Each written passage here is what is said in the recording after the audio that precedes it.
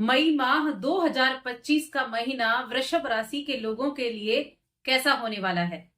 जय माता दी दोस्तों, आप सभी का स्वागत है हमारे यूट्यूब चैनल अमृता एस्ट्रो में।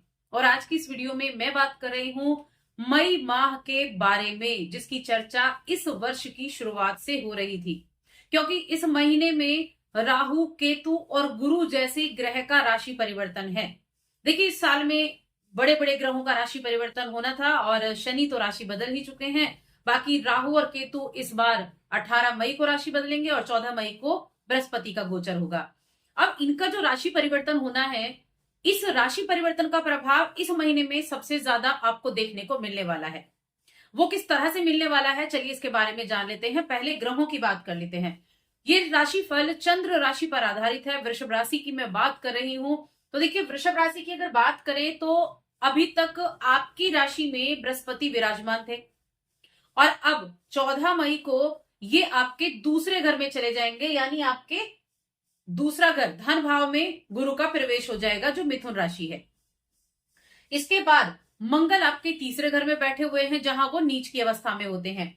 आपके चौथे घर में केतु का राशि परिवर्तन होगा। अभी तक वो आपके पंचम भाव में थे और अब वो आपके चौथे घर में आ जाएंगे। कब? 18 मई को। उसके बाद देखा जाए तो राहु का गोचर भी 18 मई को होगा। 18 मई को राहु भी आपके 11वें घर से निकलकर आपके 10वें घर में प्रवेश कर जाएंगे, जो बहुत अच्छी रिजल्ट है राहु के यहां होने से। बहुत जबरदस्त रिजल्ट आपको देखने को मिलेंगे। और आपका जो 11वां घर है, वहां शनि और शुक्र विराजित होंगे, यानी कि 18 मई तक तो यहां पर राहु भी बैठे हुए हैं। राहु, शनि और शुक्र, तो पिशाच योग बना हुआ है 18 मई तक। 18 मई को राहु यहां से गोचर कर जाएंगे तो वो पिशाच योग भी खत्म हो जाएगा। राहु का गोचर यहां हो जाएगा। ये दोनों ग्रह यहीं रहेंगे इस पूरे महीने। अब 12वां घर है। 12वें घर में सूर्य उच्च के होकर बैठे हैं। 7 मई को बुध भी यहां आ जाएंगे तो बुधादित्य योग भी बन जाएगा। तो ये तो हो गई ग्रहों की स्थिति। अब ये रिजल्ट कैसा देंगे, क्या पॉजिटिव, क्या नेगेटिव, क्या उपाय करने हैं, क्या कुछ आपके जीवन में बदलाव होने वाले हैं। तो आगे बढ़ने से पहले एक छोटा सा ही निवेदन है। चैनल पर पहली बार आए हैं और अभी तक चैनल को सब्सक्राइब नहीं किया है तो सब्सक्राइब जरूर कर लें। कुंडली दिखाना चाहते हैं तो स्क्रीन पर आपको नंबर मिल जाएगा या डिस्क्रिप्शन में आपको नंबर मिल जाएगा। व्हाट्सएप पर आप हमसे कांटेक्ट कर सकते हैं या मैसेज के थ्रू करें तो ज्यादा अच्छा होगा। तो देखिए, अब राशिफल के बारे में जान लेते हैं कि ग्रहों का गोचर तो होगा, लेकिन ये देंगे क्या। सबसे पहले मैं गुरु की बात करूंगी। गुरु बड़े ही शुभ ग्रह कहे गए हैं। गुरु बृहस्पति देवताओं के गुरु हैं और इनका अभी तक आपकी राशि में ये बैठे हुए थे, जो कि इनकी शत्रु राशि भी होती है। तो यहां से बैठकर ये आपके पंचम, नवम और सप्तम पर दृष्टि डाल रहे थे, जो कुछ चीजों को बहुत अच्छा भी कर रहे थे, लेकिन कुछ नेगेटिव भी दे रहे थे, क्योंकि शत्रु राशि में बैठे हुए हैं। अब इनका गोचर 14 मई को यहां होने वाला है। सबसे पहली चीज तो 14 मई तक तो गुरु यहीं पर हैं, आपकी राशि में यहां विराजमान है। तो जो रिजल्ट बचे हैं वो रिजल्ट आपको देखने को जरूर मिलने वाले हैं। संतान का योग आपके जीवन में अगर नहीं हुआ है तो हो सकता है 14 मई तक। प्रेम जीवन अच्छा रहेगा, प्रेम विवाह का योग हो सकता है 14 मई तक। भाग्य आपका धर्म यात्राओं से जुड़ेगा, भाग्य भी आपका ठीक रहेगा और साथ में वैवाहिक जीवन ठीक रहेगा 14 मई तक। उसके बाद जब 14 मई को गुरु यहां आ जाएंगे द्वितीय भाव में, धन भाव में, तो क्या होगा। देखिए, वृषभ राशि के जातक का यहाँ आना, आपके दूसरे घर में गुरु का आना और शनि की दृष्टि, शनि की दृष्टि यहां से आपकी राशि पर पड़ना क्या करेगा, आप खुद का आकलन करते हुए दिखाई देंगे। अपनी अच्छी बुरी चीजों पर ध्यान देंगे, अपनी गलतियों से बहुत कुछ सीखेंगे, अपने आप को ऑब्जर्व करेंगे। एक होता है ना, हम खुद की समीक्षा करते हैं, खुद का आकलन करते हैं, हमने क्या गलत किया, क्या हमने अच्छा किया, क्या उससे हम सीख सकते हैं। तो इस तरह की चीजें गुरु आपको देने वाले हैं। खुद से ही आप चीजों को सीखना, ताकि आगे फ्यूचर में उन गलतियों को ना कर सके, इस पर आप ध्यान देंगे। गुस्सा बहुत आ रहा है तो गुस्से पर कंट्रोल करते हुए दिखाई देंगे और साथ में आपका नेचर बदलता हुआ दिखाई देगा। आप अपने लुक्स पर ध्यान देंगे। शनि की तीसरी दृष्टि है और ये आप करेंगे क्योंकि स्थिर राशि है तुला राशि, ये वृषभ राशि शनि की मित्र राशि भी है, लेकिन शनि की तीसरी दृष्टि कहती है संयम से रहो, संयम से रहो, अपने ऊपर पूरा ध्यान रखो, अनुशासन में रहकर काम करो। तो यहाँ ये चीजें आपके जीवन में होने वाली हैं। अपनी पर्सनैलिटी पर ध्यान देना, आप कैसे दिख रहे हैं, आप कैसे चल रहे हैं, इस चीज पर ध्यान देना और खुद से सीखकर चीजों का काम करना। तो ये गुरु के उससे भी रहेंगी। और साथ में देखिए गुरु यहाँ बैठकर क्या करेंगे, यात्राएं भी आपके जीवन में करवाने वाले हैं। और साथ में दान धर्म से आपको जोड़ेंगे, सेवा भाव से आपको जोड़ेंगे। कुछ यात्राएं आप कर सकते हैं इस समय अवधि में, धार्मिक यात्राएं भी आपकी रह सकती हैं। शनि की यहाँ से 5वीं दृष्टि छठे भाव पर जा रही है, तो आपकी जॉब अच्छी रहेगी, हेल्थ आपकी ठीक रहेगी। उसके बाद 7वीं दृष्टि अगर देखिए 7वीं दृष्टि अष्टम पर जा रही है और एक करियर पर, तो करियर से रिलेटेड चीजें भी आपकी इस समय अवधि में ठीक रहने वाली हैं। बाकी गुरु का ओवरऑल क्या पूरा एकदम रिएक्शन रहेगा पूरे 1 वर्ष तक, उसके बारे में हम आगे वीडियो में बात करेंगे। यहां मई माह की बात कर रहे हैं। अब दूसरी हम बात करते हैं राहु के बारे में, क्योंकि राहु का गोचर सबसे ज्यादा इंपॉर्टेंट इस साल में आपके लिए होने वाला है वृषभ राशि के जातकों के लिए। कुछ राशियां ऐसी होती हैं जिनके लिए राहु अशुभ नहीं होते, उनमें से एक वृषभ राशि है। वृषभ हो गई, तुला हो गई या शनि की राशियां हो गई, इनके लिए राहु अच्छे रिजल्ट देने वाले होते हैं, अच्छे भाव में आ जाएं। अब अच्छा भाव राहु के लिए 10th हाउस भी है, 11th हाउस भी है, 3rd हाउस भी है। तो अब राहु आपके 10th हाउस में आ रहे हैं और यकीन मानिए 10th का राहु आपको कहां से कहां पहुंचा सकता है। आपको अर्श से फर्श पर और फर्श से अर्श पर पहुंचा सकता है 10th का राहु। आप चाहे तो विख्यात हो सकते हैं, पॉपुलर बन सकते हैं, ये राहु करवाता है 10th हाउस में। अब राहु क्या करेगा, एक तरह से राहु अपनी मूल त्रिकोण राशि में आ रहे हैं। जो कुंभ राशि है वो राहु की मूल त्रिकोण राशि होती है। इसका मतलब कि वो 18 महीने के लिए, 1.5 वर्ष के लिए, 5 जून 2026 तक के लिए 18 महीने, तो ये आपके यहाँ 10th हाउस में आ रहे हैं। तो देखिए यहाँ क्या मिलेगा, सबसे पहली चीज, आपके काम पेंडिंग थे, आपके काम रुक गए थे, अचानक से काम बनना शुरू हो जाएंगे। अब आप कहें कि रिजल्ट कब मिलेंगे, तो देखिए रिजल्ट 1.5 वर्ष राहु यहां रहेंगे, वो रिजल्ट कभी भी दे सकते हैं। गोचर किया तभी दे दे, 1 वर्ष में दे, 1.5 वर्ष में दे, 2 महीने में दे, 1 महीने में दे, रिजल्ट वो कभी भी दे सकते हैं। हाँ, कुछ चीजें हैं जो इस महीने में भी आपके जीवन में होंगी। आपको अचानक से अच्छे लाभ के योग बनेंगे, आपके रुके हुए काम बनने वाले हैं और अच्छे रिजल्ट मिलेंगे, पद बढ़ेगा, पद लाभ मिलेगा, नौकरी में पदोन्नति होगी, नौकरी भी मिलेगा। विदेश यात्रा का योग आपके लिए बना हुआ है, विदेश से लाभ का योग बना हुआ है, विदेश में करियर स्टार्ट करने का योग भी बना हुआ है। पॉलिटिक्स में आप जुड़े हुए हैं, पॉलिटिक्स में जाना चाहते हैं तो जा सकते हैं, लेकिन अगर आप पहले से ही पॉलिटिक्स में हैं, वहां आपको विजय प्राप्त दिला सकते हैं अगले 1.5 वर्ष में। अगर आपके 10th में राहु गए हैं, वृषभ राशि के जातक हैं और कुंडली में भी राहु अच्छे हैं, तो आपके पॉलिटिक्स में विजय प्राप्त होने का अच्छा संयोग है। कोर्ट केस आपका कोई चल रहा है तो कोर्ट केस में भी आपको अच्छे रिजल्ट यहाँ दिला सकते हैं राहु। तो यहाँ राहु बहुत अच्छे पॉजिटिव रिजल्ट देंगे, लेकिन साथ में कुछ नेगेटिव रिजल्ट भी राहु देते हैं, क्योंकि राहु जहां एक तरफ पॉजिटिव है तो वहीं थोड़े बहुत नेगेटिव भी रिजल्ट देते हैं। देखिए इस 1.5 वर्ष की अवधि में आप अपना खुद का मकान बना सकते हैं, आप वाहन खरीद सकते हैं, घर चेंज कर सकते हैं, तो इस तरह की भी चीजें यहाँ रहने वाली हैं। नेगेटिव क्या रहेगा, आप 1 2 3 4 5 द्वितीय भाव पर राहु की दृष्टि, गुरु के ऊपर, गुरु की राहु के ऊपर दृष्टि, खान पान पर कंट्रोल रखें। दूसरा भाव मुख का होता है, खाने पीने का होता है, तो बुरी आदतों को छोड़ दें। अल्कोहल लेते हैं, स्मोकिंग करते हैं, किसी तरह से के एडिक्शन में हैं आप, तो उस चीज को छोड़ दें। ये चीजें आपकी हेल्थ को प्रभावित कर सकती हैं, खाने पीने की चीजें खास तौर से, तो हेल्थ इश्यू हो सकते हैं, थोड़ा हेल्थ का ध्यान रखें। बुरी आदतों को छोड़ दें तो हेल्थ कंट्रोल हो जाएगी।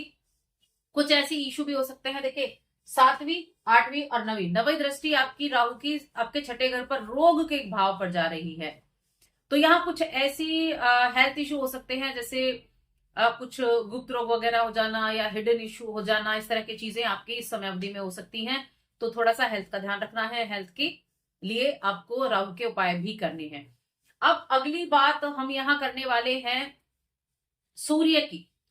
सूर्य 12वें घर में है, लेकिन सूर्य उच्च के हैं। जब कोई घर 12वें घर में उच्च का है तो वहां कहीं ना कहीं उसके जो 12वें घर के रिजल्ट है वो कम देखने को मिलते हैं, क्योंकि वहां उच्च के हैं। तो सरकार से आपको लाभ दिला सकते हैं 12वें घर के सूर्य, आपको विदेश यात्रा करा सकते हैं 12वें घर के सूर्य, फैमिली में, परिवार में कोई मांगलिक काम करवा सकते हैं, मांगलिक कार्यों में खर्चा आपका होगा। देखिए खर्चे का भाव है, खर्चा करवाएंगे सूर्यदेव, लेकिन अच्छी चीजों में खर्चा करवाएंगे, मांगलिक कार्यों में खर्चा करवा सकते हैं। कोई सरकारी काम आपका रुका हुआ था, सरकारी काम को पूरा करवा सकते हैं। और साथ में यहाँ किसी ना किसी तरह से जो 14 मई तक है वो आपके लिए ये चीजें रहेंगी। उसके बाद जो सूर्य देव है वो आ जाएंगे आपकी राशि में, तो ये आपकी कॉन्फिडेंस लेवल को तो बढ़ाएंगे आपकी राशि में बैठकर 14 मई से। कॉन्फिडेंस आपका अच्छा रहेगा, कुछ भी कर गुजरने की आपके अंदर हिम्मत होगी, लेकिन साथ ही साथ वैवाहिक जीवन में ईगो आपकी सामने आ सकती है, तो इस चीज का ध्यान आपको रखना है, क्योंकि सप्तम के स्वामी भी नीच के होकर बैठे हैं चौथे घर में। तो 14 मई के बाद थोड़ा सा ध्यान रखना है, अपनी ईगो को बढ़ने नहीं देना है, बस इस तरह का ध्यान रखें। अब आ जाते हैं हम यहाँ शुक्र के बारे में बात कर लेते हैं। शुक्र देखिए उच्च के होकर बैठे हैं, साथ में आपकी राशि के स्वामी है, छठे घर के स्वामी है, उच्च के होकर बैठे हैं 11वें घर में, और शनि के साथ बैठे हैं मीन राशि में, शत्रु राशि में बैठे हैं, शत्रु राशि में लेकिन उच्च के हैं। तो यहाँ चीजें खत्म हो जाती हैं, शत्रुता की चीजें खत्म हो जाती हैं, उच्च के होकर बैठे हैं, तो ये आपकी हेल्थ को इंप्रूव करने का काम करेंगे। क्या है, हेल्थ इश्यू हुए लेकिन वो बाद में ठीक हो गई, इस तरह की चीजें यहाँ शुक्रदेव करने वाले हैं, क्योंकि छठे घर के स्वामी हैं। कहीं जॉब के लिए आप अप्लाई करते हैं तो उसके सक्सेसफुल होने के ज्यादा, यानी उसमें आपका इंटरव्यू अच्छा होने का योग बना हुआ है, कोर्ट केस वगैरह है उसके अच्छे से होने का योग बना हुआ है, कोई हेल्थ इश्यू होते हैं तो वो भी ठीक होने का योग है। साथ में अपनी पर्सनैलिटी को निखारने का काम करेंगे, अपने कैसे दिख रहे हैं उस पर काम करेंगे, और साथ में अपने फेस वैल्यू के द्वारा आप अच्छे धन की प्राप्ति कर पाएंगे। मीडिया के फील्ड से हैं, एंकर हैं, किसी तरह के फिलोसफर हैं, कोई ऐसा काम आप करते हैं जहां आपकी फेस वैल्यू बहुत ज्यादा मायने रखती है, तो वो चीजें आपके लिए बहुत अच्छी होने वाली हैं। अब मंगल की बात करेंगे। देखिए मंगल जो है तीसरे घर में बैठे हैं, नीच के हैं। तीसरा घर कम्युनिकेशन का है, कमीशन का है, यात्राओं का है, छोटी यात्राओं का है, और मंगल आपके 7वें घर के स्वामी है, मंगल आपके 12वें घर के स्वामी है। समझ लीजिए यात्रा तो होगी ही होगी इस महीने में, कोई ऊंची जगह पर यात्रा आपकी हो सकती है, क्योंकि 12वें घर के स्वामी है ना, सप्तम के स्वामी है, तो जीवन साथी के साथ, परिवार के साथ किसी ऊंची जगह पर यात्रा कर सकते हैं, पहाड़ों पर जा सकते हैं, यानी हिल स्टेशन वगैरह जा सकते हैं, या फिर आप विदेश घूमना चाहते थे तो वहां भी जा सकते हैं। यात्राओं का बहुत अच्छा योग मंगल आपके लिए बनाते हुए दिखाई दे रहे हैं। वैवाहिक जीवन के स्वामी भी हैं, तो वैवाहिक जीवन तो अच्छा रहेगा, लेकिन पार्टनर को हेल्थ इश्यू हो सकते हैं, पार्टनर की हेल्थ का ध्यान रखें। पार्टनर को सरकारी चीजों से लाभ भी मिलेगा, जॉब में भी अच्छा रहेगा, बिजनेस भी उनका अच्छा चलेगा, और साथ में कुछ खर्चे हो सकते हैं, कुछ देखिए प्रॉपर्टी के कारक होते हैं, वाहन के कारक होते हैं मंगल, तो क्या करेंगे, कुछ इलेक्ट्रॉनिक चीजों पर खर्चा करा सकते हैं, क्योंकि इलेक्ट्रॉनिक चीजों के भी कारक मंगल है। कुछ सामान खराब हो जाना, या फिर कुछ नया खरीदना, उसको ठीक कराना, या फिर किचन के किसी काम में आपका पैसा लगना, या किसी ना किसी तरह का ट्रेवल के जरिए आपको किसी तरह का पैसा खर्च होना, तो ये चीजें इस समय अवधि में होंगी। और सरकारी काम अच्छे रहेंगे, तो थोड़ा मिले जुले प्रभाव है लेकिन अच्छे भी हैं, अच्छे भी हैं। थोड़ा ध्यान बस इसी चीज का रखना है कि पार्टनर को हेल्थ इश्यू हो सकते हैं, बाकी अच्छे रिजल्ट ज्यादा बन रहे हैं। देखिए 14 मई तक तो मैं कहूंगी कि रिजल्ट ऐसे रहेंगे कि विदेश यात्रा के जबरदस्त योग बनेंगे, उसके बाद भी अच्छे योग बनने वाले हैं। अब यहाँ बुध देव की मैं बात करूं, चंद्रमा भी देखिए जब महीने की शुरुआत होगी तो चंद्रमा आपके तीसरे घर में होंगे, और बुध आपके 11वें घर में, उसके बाद 12वें घर में होंगे। तो चंद्रमा का यहाँ होना आपके लिए बहुत अच्छे रिजल्ट दिलाता है, क्योंकि चंद्रमा का यहाँ होना लाभ दिलाता है, विदेशी माध्यम से लाभ दिलाता है, शेयर मार्केट से लाभ दिलाता है। किसी ने अगर इस तरह के शेयर खरीदे हैं कुछ गोल्ड वगैरह के, तो उसमें बढ़ोतरी होगी, कोई इन्वेस्टमेंट किया हुआ था उससे लाभ मिल सकता है। कुछ आप खरीदना, कुछ बेचना चाहते थे जो बिक नहीं रहा था, बड़ा रुका हुआ था, क्योंकि 11वें घर में पिशाच योग बना हुआ है। तो इस पिशाच योग के 18 तारीख को खत्म होने के बाद में, 18 तारीख के बाद का आपका सेल परचेज से जुड़ा हुआ काम पूरा हो सकता है, और साथ में कुछ अपने करीबियों की मदद से आपको अच्छे लाभ की प्राप्ति हो सकती है, क्योंकि करीबियों के योग से भी, और कहीं अगर आप कोई कमीशन का काम कर रहे हैं तो कमीशन के रिजल्ट भी आपको अच्छे देखने को मिलेंगे, अच्छा कमीशन आपको देखने को मिलने वाला है।